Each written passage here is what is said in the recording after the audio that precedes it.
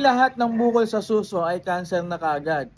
Pero ang cancer sa suso, kadalasan nagsisimula sa bukol na hindi pinapansin.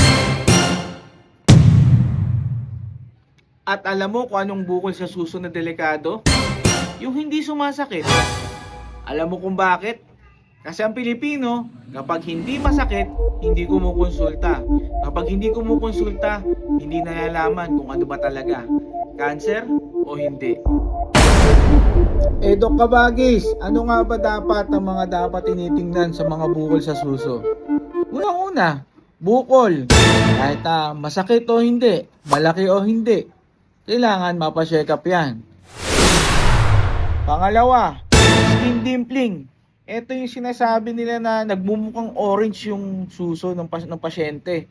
Parang maraming tuldok. Ganito oh.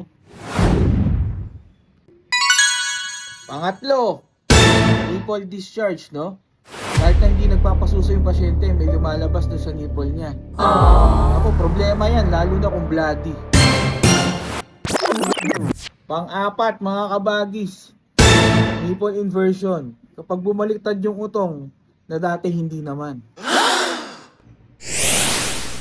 Pang-lima, at nakakabahala talaga na senyalis ng cancer sa suso.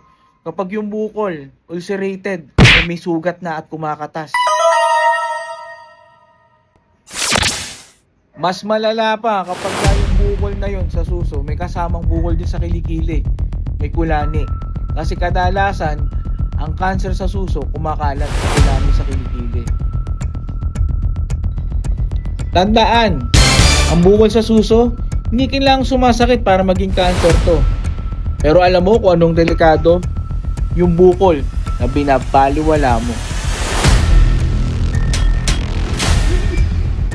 At kung gusto mo pa ng more tips about breast cancer, Kabagis, comment mo dyan sa baba kung ano pang gusto mong malaman.